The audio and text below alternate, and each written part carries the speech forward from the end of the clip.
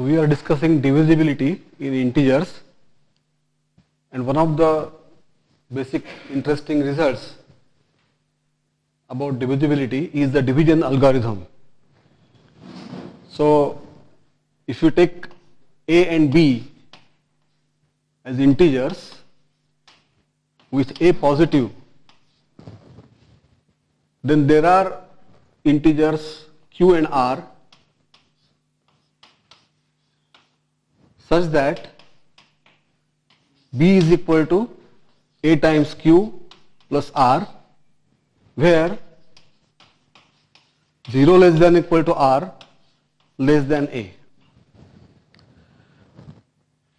And q is called as the quotient and r is called as the remainder. So q, that is the quotient, and r is the remainder.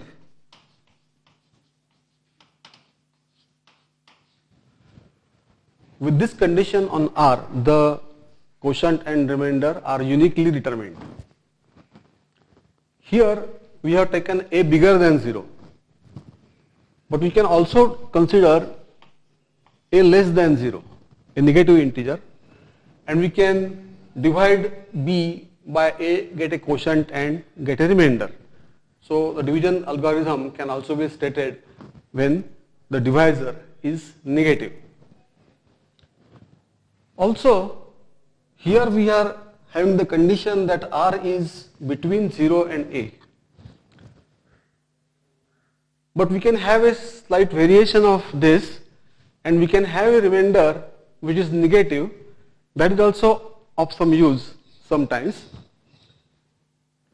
To give you an example, let me take the number 7 and divide it by 4. So I can write this as 1 into 4 plus 3. 3 is the remainder, and it is between 0 and 4. 0 and it is less than 4. Now this number is bigger than half of this, and I can make it smaller by allowing it to be negative. So I will write in this case it is 2 into 4 minus 1, and now the remainder is less than half of the number a in absolute value. It is minus 1, so mod of minus 1 is plus 1, which is less than half of the number 4. So we can do like this to make the remainder small in absolute value, and such a remainder is useful in generalized Euclid's algorithm, which we shall study. You can see that depending upon the divisor, whether it is even or odd, we can get these remainders like this. Suppose we have a divisor which is 9. I can always, so first of all, r has the condition that it is between 0 and 8. If it is bigger than, let us say, 4, I can subtract 9 from it, and you can have a remainder r dash which is between minus 4 and 4. So from your remainder, just subtract 9 and get a new remainder. The quotient will change. So this is between minus 4 and plus 4. The remainder r dash, new remainder, is less than the divisor a by 2. In this case, a is equal to 9 I am taking. Suppose I take a equal to some even number like 12. Now the remainder satisfies 0 less than r less than or equal to 11. And now I can subtract this number 12 if necessary, and I can get a remainder which is, we can say, minus 7 less than equal to r dash less than equal to 6. or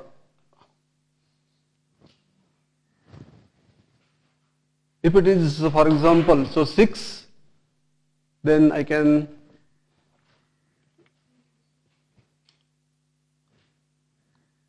five and 6 I can do, 5 and 6, minus 5 less than equal to r dash less than equal to 6, that is one.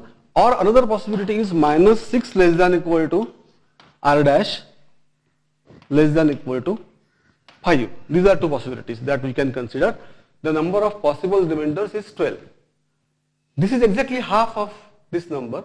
This is half of this in absolute, I mean mod of this is half of this. So if I want to make the remainder less than a by 2, I can use these two, and if the remainder is, let us say, 6 instead of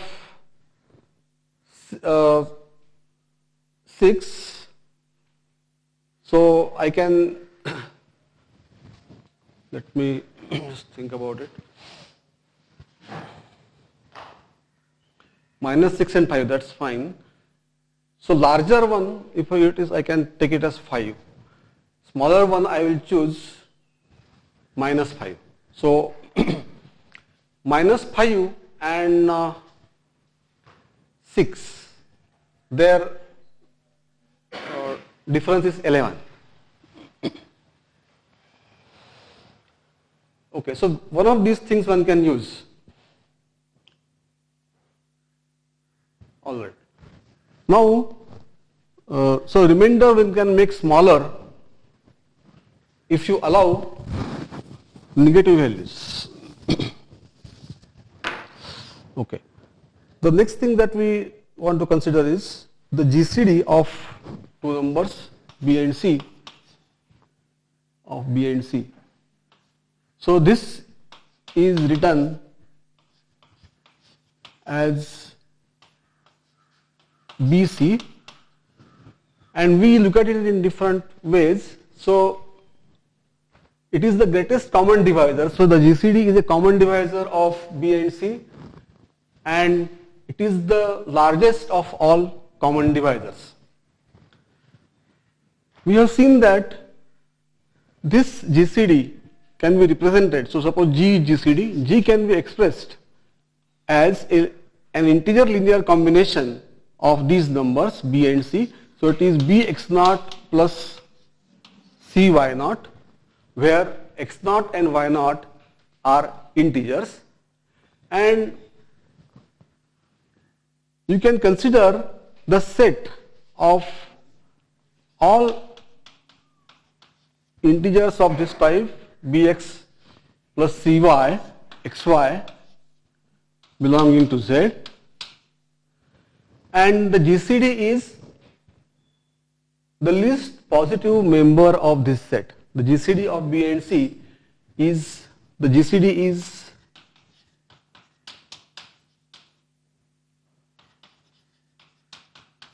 least positive member of this set.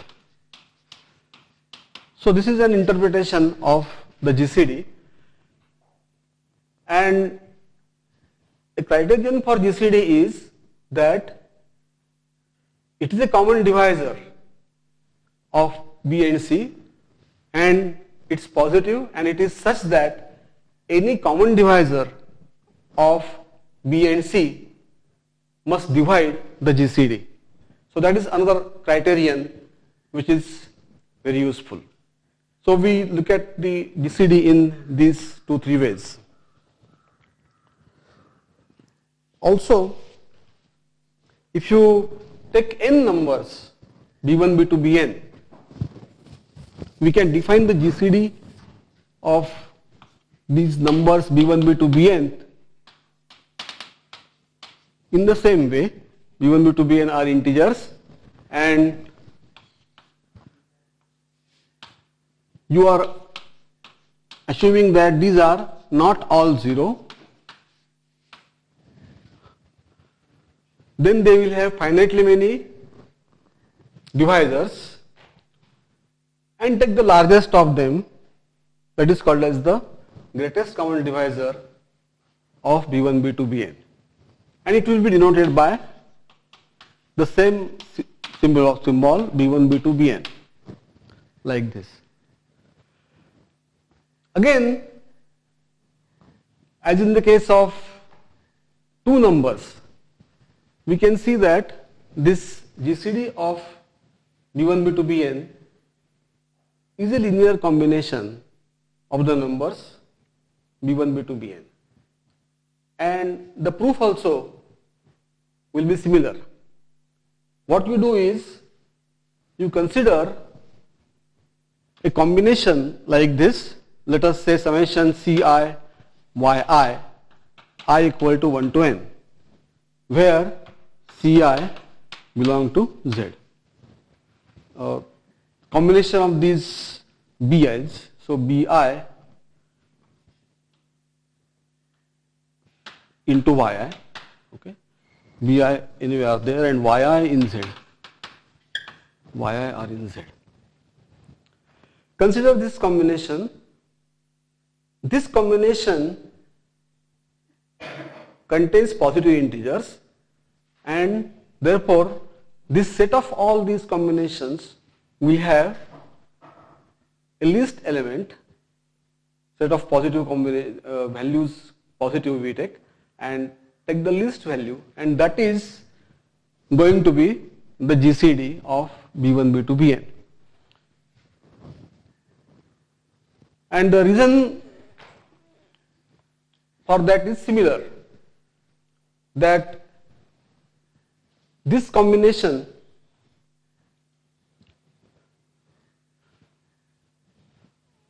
so let us call this as let us say C equal to summation Bi Yi I equal to 1 to n, and the least one we call as C, least one.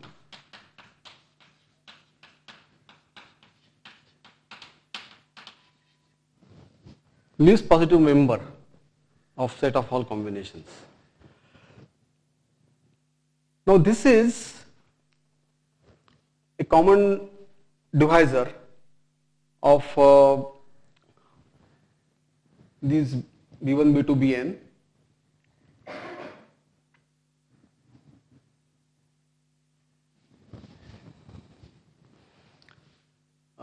Suppose it doesn't divide, let us say B1. Then what happens if C does not divide B1? Then you divide this by using Euclid's algorithm, get a quotient and get a remainder. So B1 is equal to, let us say, C times Q1 plus R1, where 0 less than equal to R1 less than C. And again, I can say here 0 less than R1 less than C, because I am assuming that C does not divide B1. Then we can write this R1 in terms of B1 and CQ1, and C already you can write as a combination. Therefore, R1 is a combination of B1, B2, Bn, and R1 is smaller than C. Now this is a contradiction to the assumption that C is least positive. Okay, that means this C has to divide B1, and similarly C divides Bi for all I. So the proof is similar. This is a common divisor, and you also see that if there is a common divisor of all the numbers B1, B2, Bn, then that common divisor has to divide this summation Bi Yi, and that means it should divide this least positive integer from this set. So the thing that we have seen for two integers, similar things are true for n integers also.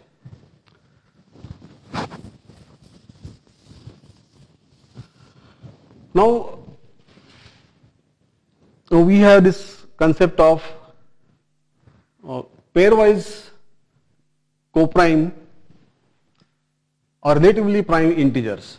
So first of all, if BC equal to 1, GCD of B and C is 1, we say that B and C are relatively prime. Or another word is co-prime. They are co-prime. If you have n integers b1, b2, bn, suppose their GCD is 1. If the GCD of b1, b2, bn is 1, we say that these b1, b2, bn are relatively prime.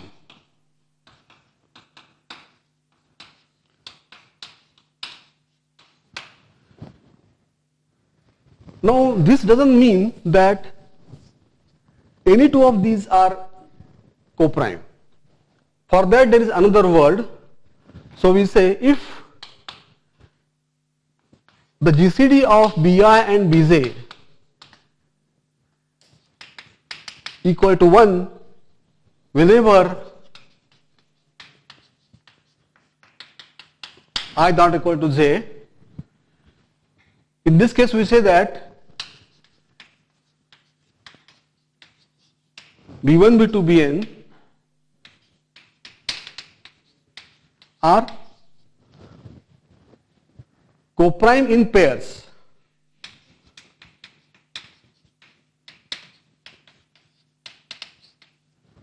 Or relatively prime in pairs.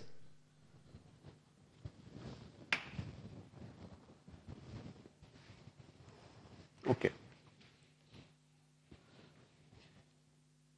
Now we will see some calculations with GCD. So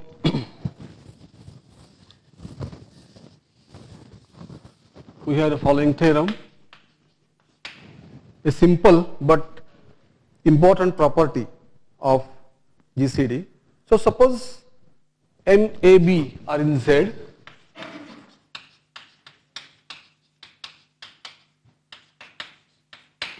and suppose M is positive, then MA, MB is equal to M times AB. Here we are assuming that A and B are not both 0. AB not both 0. Then 1 MA, MB, the GCD of MA and MB is M times the GCD of A and B. That is one property. And if D divides A, second property, D divides B and D is positive, then you can consider the GCD of A by D and B by D. This GCD is the GCD of A and B divided by D. Okay. So for this, let us look at the GCD of MA and MB. So what is the GCD of MA and MB? MA, MB is the least positive member from the set of all integer linear combinations of MA and MB. Okay, that is one characterization of GCD. So it is the least positive element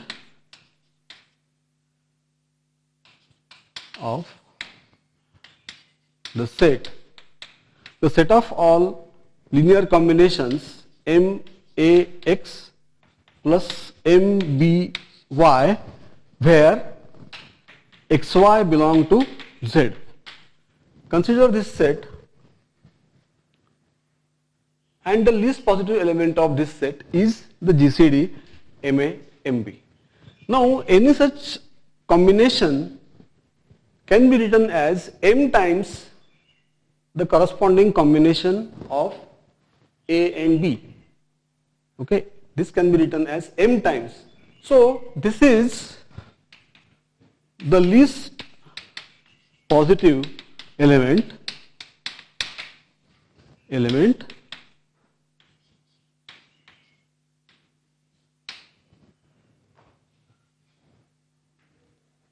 so you can say this is equal to M times, let me make a small change, M times the least positive element of the set. Now this set is set of all just Ax plus By such that Xy belongs to Z. I am considering n times the least positive element of the set of all Ax plus By such that Xy belongs to Z. Now what is this least positive element? This is nothing but the GCD of A and B. So I can directly write here M times the GCD AB.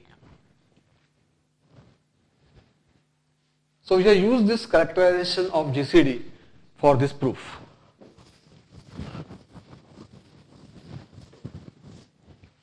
This is the first part. The second part is easy, we can get it from this. So you can consider AB, which we can write as, in the second part we are assuming D divides A and D divides B. So this is D so this is, I will write D times A by D, comma D times B by D. Okay. These are integers and we can take D outside as we had done in the first property. So this is D times A by D, B by D. And from this we get A by D, B by D is equal to AB by D.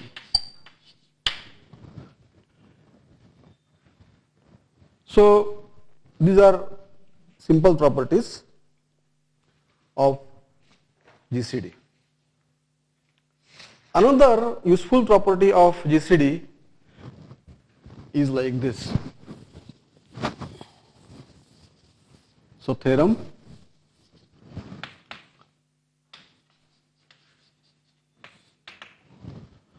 again we are taking AB as two integers and not both 0.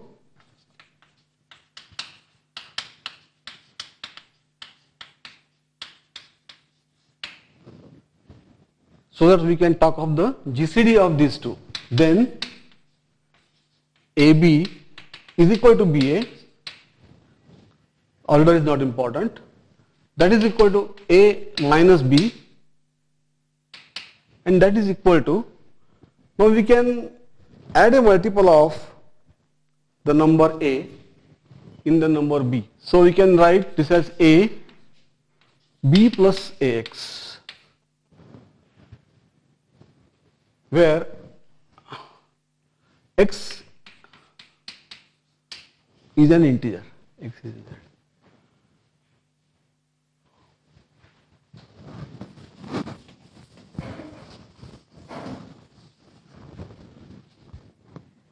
The proof of this again is given by looking at common divisors of this. So here A and B are numbers are same, they have the same common divisor, and therefore the largest common divisors are also same. Here B and minus B, or here B and minus B, they have the same common divisors. Therefore the largest common divisor of A and B is the same as largest common divisor of A and minus B. So AB and A minus B are equal. What about this GCD, A and B plus AX. Again the same principle works. So let me give the proof in this case. If D is a common divisor of A and B, then D divides B plus AX. Okay, because it divides A as well as B, so it divides B plus AX. So it is the common divisor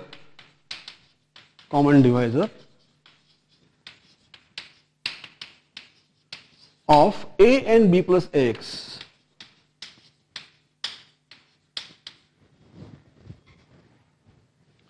A and B plus AX. Now suppose we have a common divisor of A and B plus AX. Then that common divisor will also divide B. If D is a common divisor of A and B plus X, then D divides B plus X minus X. Okay, D divides this, D divides A, therefore D divides this difference. Therefore D divides B, that is, it is a common divisor of A and B. It's a common divisor of A and B. So what is happening now? Any common divisor of A and B is a common divisor of A and B plus X. Any common divisor of A and B plus X is a common divisor of A and B. Okay. Thus,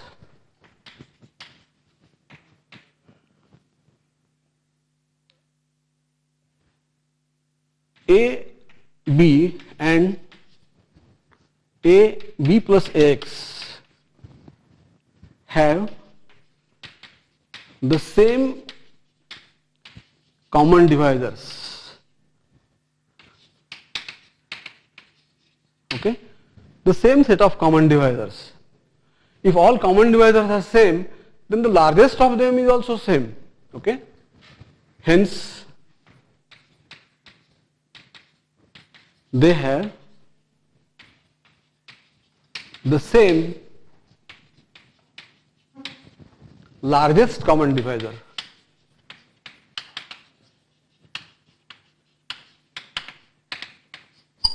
Okay, they have the same largest common divisor, that is AB is equal to A, B plus AX.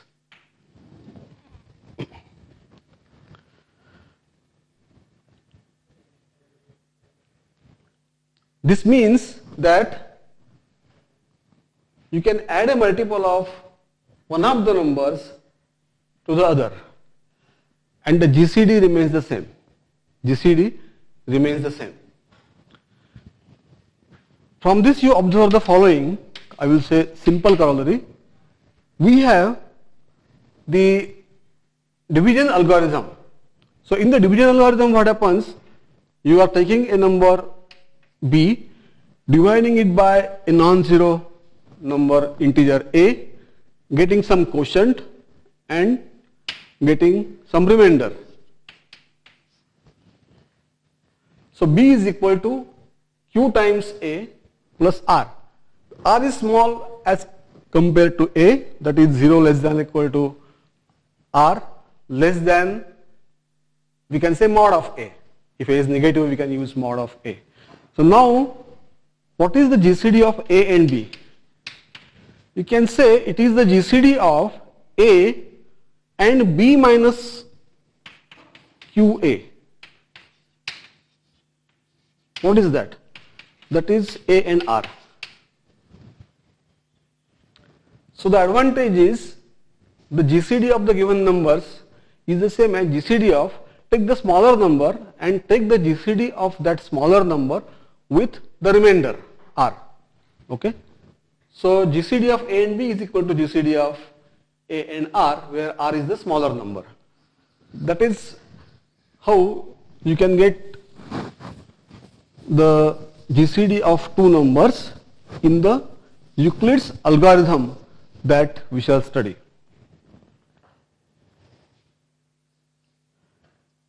So before that, one more property you will see.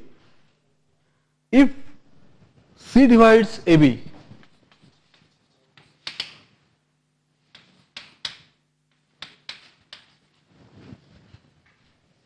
and suppose BC equal to 1,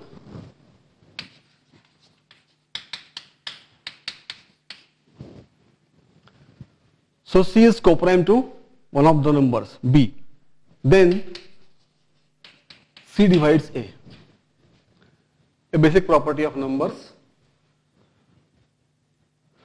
Proof is also simple. We can use, for example, that the GCD is a combination of the given numbers. GCD 1 is the integer linear combination of B and C. So let x0, y0 in Z be such that 1 is equal to Bx0 plus Cy0. 1 is equal to Bx0 plus Cy0. Now you want to show C divides A, so multiply this by A. Therefore A equal to AB x0 plus AC y0. AC y0. Now already it is given that C divides AB, and C is present here also, so C divides this term, therefore C divides the right hand side. Since C divides AB, C divides right hand side, and therefore C divides A. C divides A. That's what we want. We will now see the Euclid's algorithm. The Euclid's algorithm is very useful to find out the GCD of the given integers.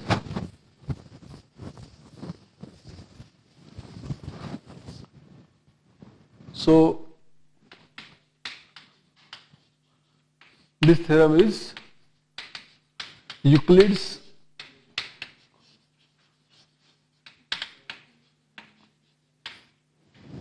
algorithm.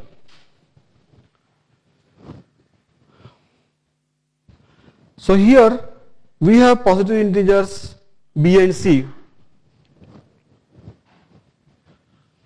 Let B and C be positive integers.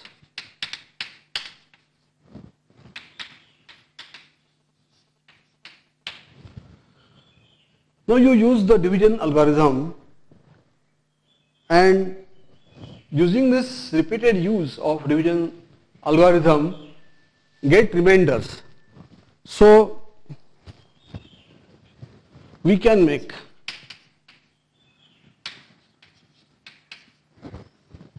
repeated application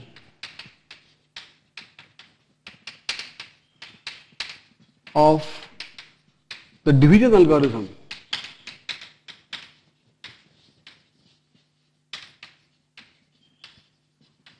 and get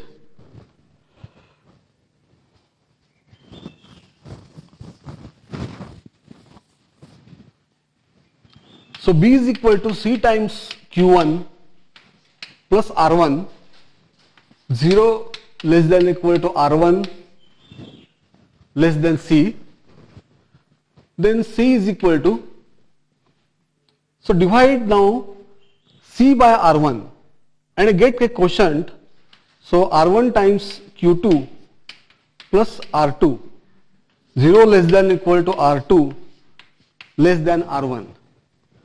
In the next step, you divide this R1 by R2. So R1 equal to R2 Q3 plus R3. Here 0 less than equal to R3 less than R2. Go on doing like this and you get, let us say, Rk minus 1 is equal to Rk Qk plus 1 plus Rk plus 2, again 0 less than equal to Rk plus 2 less than Rk plus 1, Rk plus 1 here, Rk plus 1, and then this is, I should write Rk plus 1 and then Rk here, Rk and Rk plus 1. And in the last step, this Rk plus 1 divides Rk. So Rk is equal to Rk plus 1 Qk plus 2. The remainder is 0 in the last step. So these remainders are becoming smaller and smaller. And the last remainder here, last non-zero remainder that divides the previous remainder, Rk is equal to Rk plus 1 into Qk plus 2. This last non-zero remainder is the GCD of the given integers b and c.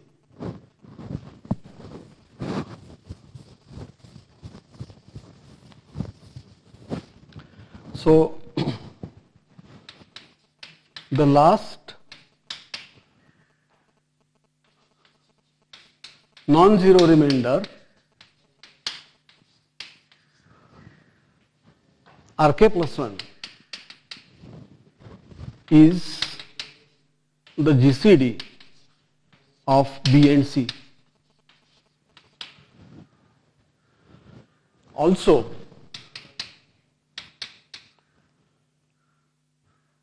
each Ri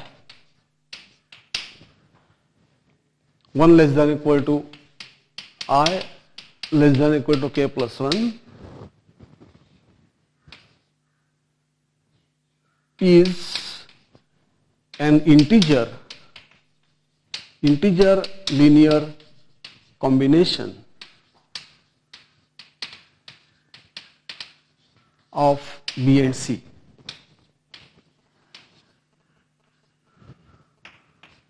In particular, so is the GCD.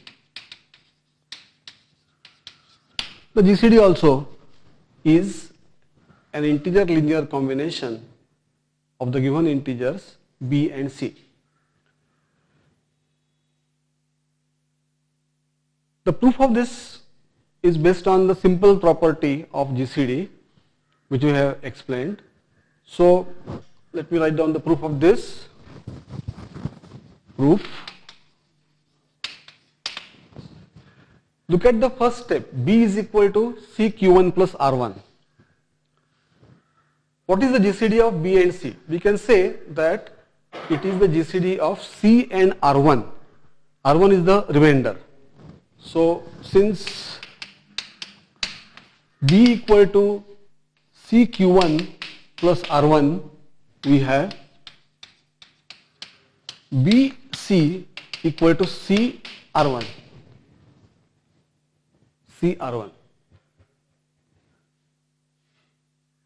Now look at the second step. So CR1, the GCD will be equal to GCD of R1, R2. Similarly, CR1 equal to R1, R2.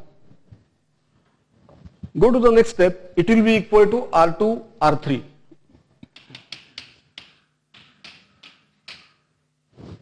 Continuing like this,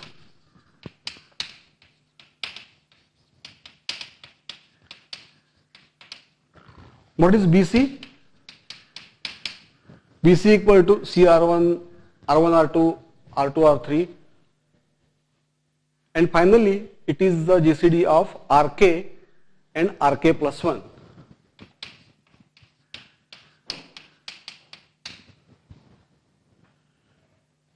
And what is the GCD of Rk and Rk plus 1?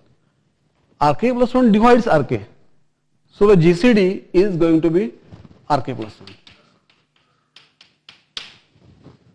So this is how the last positive remainder is the GCD of the given numbers. And so the Euclid's algorithm helps us in finding the GCD using division algorithm. Also, here it is mentioned that these remainders R1, R2, R3, etc., all of them are integer linear combinations of the given integers b and c. To see that, you look at the first step in the algorithm. The first step is b equal to c q1 plus r1. So we can write r1 as b minus c q1. Similarly, r2 is c minus r1 q1. But you can substitute the value of r1 here and you can get r2 as a combination of b and c. Similarly, you go ahead, r3 is in terms of r1 and r2, but r1 and r2 both are in terms of b and c. So r3 will be in terms of b and c. Go on doing like this. All these remainders are successively integer linear combinations of b and c. So finally, Rk plus 1, which is the GCD of b and c, is also integer linear combination. So from b equal to c q1 plus r1, we get r1 as integer linear combination of b and c.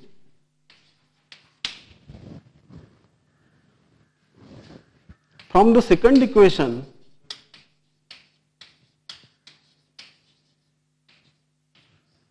R2 is integer linear combination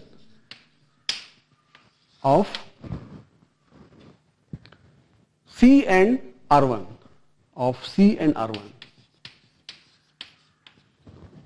But R1 is already integer linear combination of B and C. Therefore, R2 is integer linear combination of B and C. And you continue like this. Continuing like this,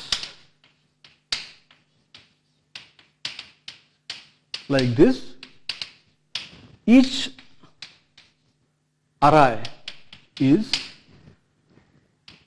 integer linear combination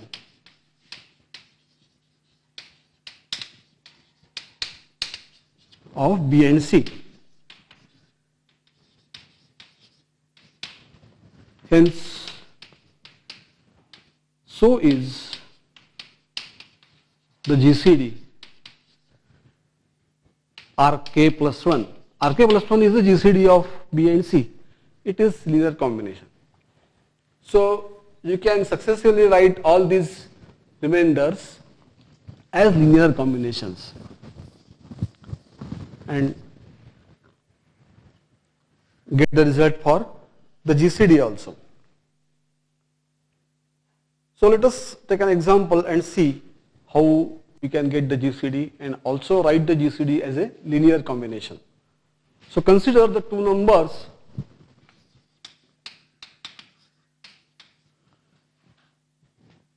let us say B equal to 89, C equal to 42. We want to find the GCD of these two numbers, and instead of using the definition, that is find out all divisors, common divisors and take the largest. So instead of doing that, we are using this algorithm which is considered very simple as compared to finding the common divisors. So what we do is, first of all, you divide 89 by 42. So 2 into 42 plus 5. This is your R1. Then divide 42 by 5. So 42 is equal to 8 into 5 plus 2. Then you divide this 5 by 2. The previous remainders you should consider always. So 5 is equal to 2 into 2 plus 1. And in the next step, 2 is equal to 2 into 1 plus 0. The last remainder is 0, which we don't write. This is the last non-zero remainder, 1. And that last non-zero remainder is the GCD of the given integers. So 1 equal to the GCD of 89 and 42.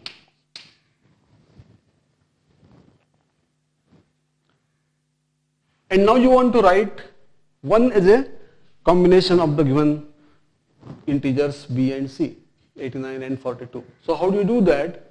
So one thing is you can do successively, write 5 as a combination of these two. Then 2 is a combination of 42 and 5, where 5 is a combination, so 2 can be written, 1 can be written, and then that is the GCD. Or you can trace backwards and to write 1 as a combination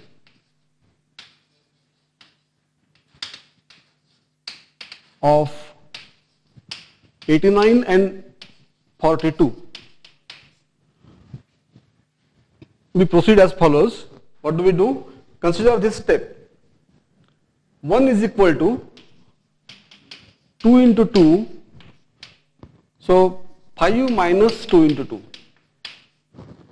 5 minus 2 into 2. And this 2 can be written in terms of 42 and 5. So this is 5 minus 2 into 42 minus 8 into 5. 8 into 5. So now these numbers 42 and 5 are in the picture. So write down now. This is 17 into 5 minus 2 into 42. 17 into 5 minus 2 into 42. Now for 5 you can write 89 minus 2 into 42. So it's equal to 17 into 89 minus 2 into 42 minus 2 into 42.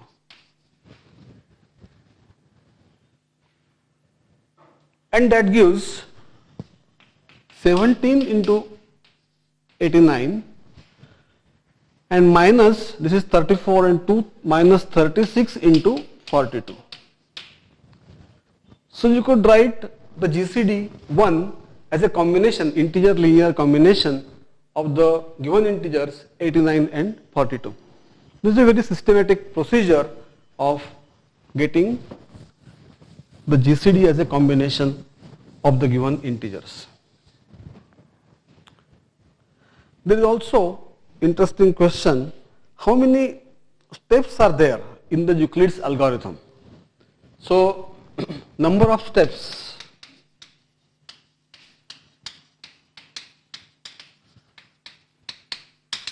in the Euclid's algorithm.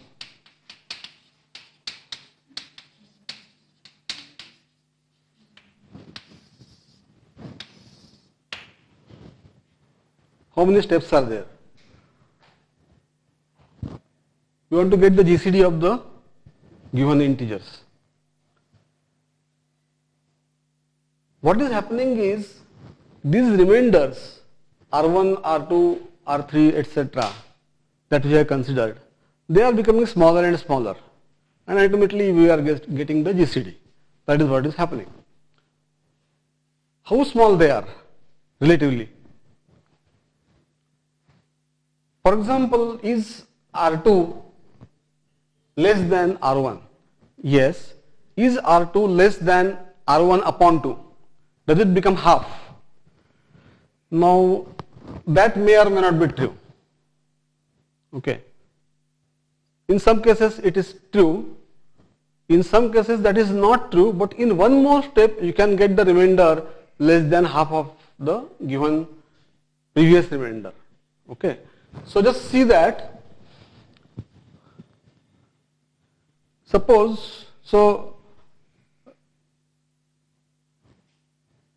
we have some remainder Ri, and the next remainder is Ri plus 1. Suppose Ri plus 1 is not less than Ri by 2. Okay. It may be less than Ri by 2. In that case, that is nice for us. Suppose it is not. Okay. That is what is happening. Ri by 2 is less than or equal to Ri plus 1, and in any case Ri plus 1 is less than Ri. That is happening. Okay. What do you do now? We divide Ri by Ri plus 1, get the quotient and get the remainder. Now Ri equal to Ri plus 1 times Qi plus 2 plus Ri plus 2. That's what is happening. You are dividing Ri by Ri plus 1. If you divide Ri by Ri plus 1, what is the quotient? Quotient is going to be 1 in that case. Okay. Because this Ri plus 1 is bigger or equal Ri by 2. So if it is strictly bigger, maybe I can take strictly bigger than this. So here I will make small change. Suppose Ri plus 1 is maybe bigger than. Okay, is, let me make a small change here, is bigger than, that is simpler, is bigger than Ri by 2. So Ri by 2 less than Ri plus 1 less than this. In this case, I can say that this quotient Qi plus 2 has to be equal to 1. It cannot be 2 or more. Okay. What do you get therefore? Therefore, Ri equal to Ri plus 1 plus Ri plus 2, and therefore Ri plus 2 is equal to Ri minus Ri plus 1. But Ri plus 1 is bigger than Ri by 2. So if you take the difference, then you will get a smaller number. So this is less than Ri by 2. Okay, because you are subtracting a number larger than Ri by 2. So the difference is less than Ri by 2. So what is happening now in 2 steps? So from Ri, in 2 steps I am getting the remainder less than half of Ri. Okay. So that is what is happening. Thus in 1 or 2 steps, the remainder becomes less than or equal to half of the current remainder.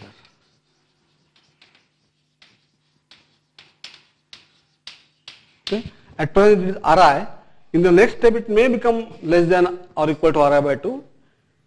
If not, certainly in the following step it will become less than or equal to Ri by 2. Okay. Now in how many steps you are getting the final remainder, that is the GCD. Okay. Last non-zero remainder is the GCD of the given numbers. So in this case, the binary representation of the number C is useful. What is happening? Suppose we have C is less than 2 raised to m. Okay. If C is less than 2 raised to m, if you write C using the binary digits 0 and 1, then the number of digits is going to be m, okay, at most m. Then C has at most m binary digits.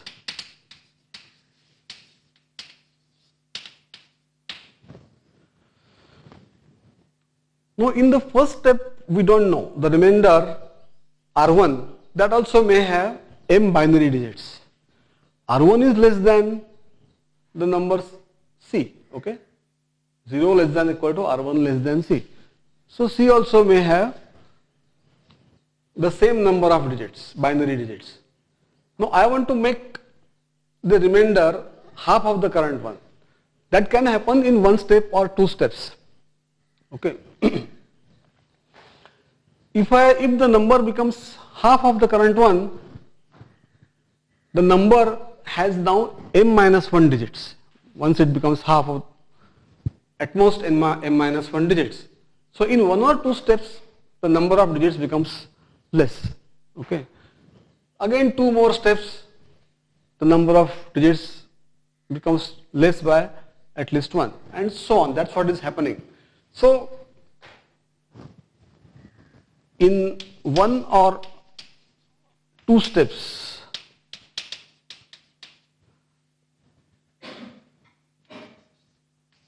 number of digits of the remainder becomes at most m minus 1. One or two steps at most, the number of digits of the remainder. So first step is there, you get B equal to CQ1 plus R1. Then two steps, the number of digits in the remainder becomes at most m minus 1. Then two more steps, it becomes m minus 2.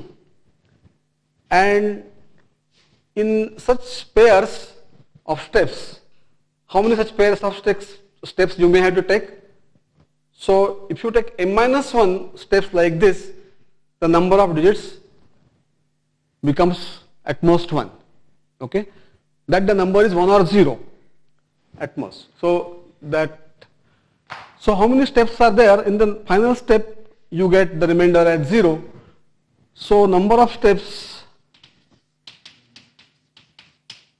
is at most how much? Initially, first step is there, B equal to CQ1 plus R1. R1 has at most m digits, plus 2 times m minus 1. Then you get 1 digit finally. And that also you can get rid of in one more step, and remainder becomes 0. So that is at most 2m steps. So in terms of number of digits of C, we can get the number of steps, some upper bound for that. And this m, number of digits, you can express in terms of log of C to the base 2. See, this is log of this to the base 2 is m, but this can also be m digit number. And so what we do is, so number of steps is at most 2 into log of C to the base 2 plus 1. That is what we are getting here. That's what we are getting.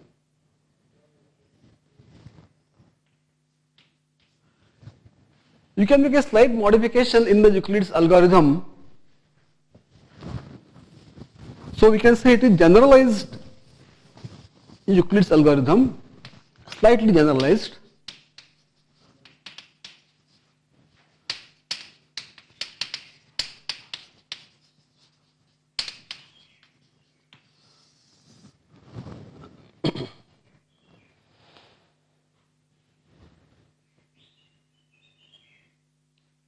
So every time you get the remainder, we can make the remainder negative also and make it less than or equal to the given number by 2. Okay.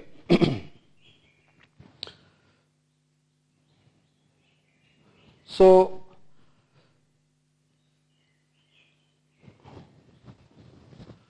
as we have said earlier, if you are dividing by a number like say 13, then the remainder you can bring in the range minus 6 less than equal to r dash less than equal to 6. These are 13 numbers. Okay. And now the remainder is negative, but its absolute value is less than this given number. On the contrary, if you are dividing by 12, then I can have minus 6 less than equal to r dash less than equal to 5. And the other possibility is you can have 5 less than equal, minus 5 less than equal to r dash less than equal to 6. These are 12 numbers, these are also 12 numbers. And you can have the remainders either in this range or in this range.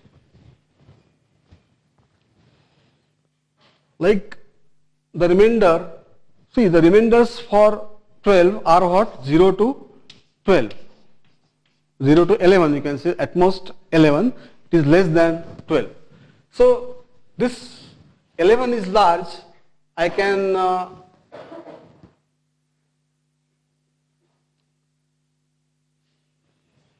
just represent it by one of these numbers. 11 is actually minus 1. Okay.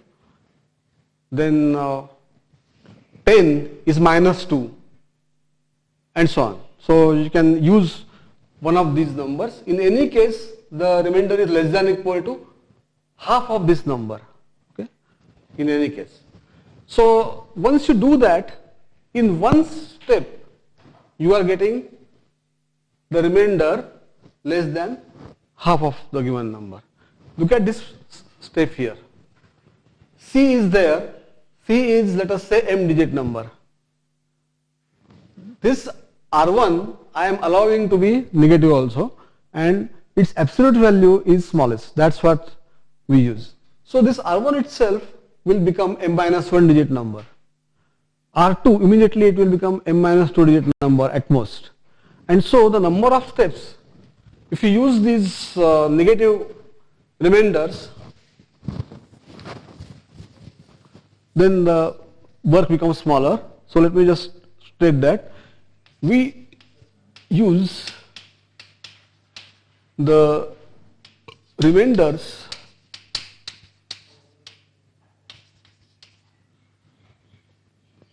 least in absolute value.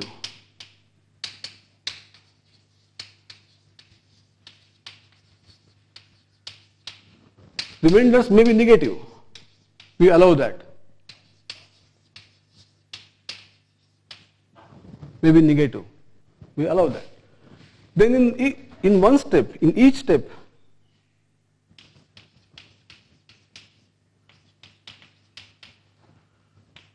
the remainder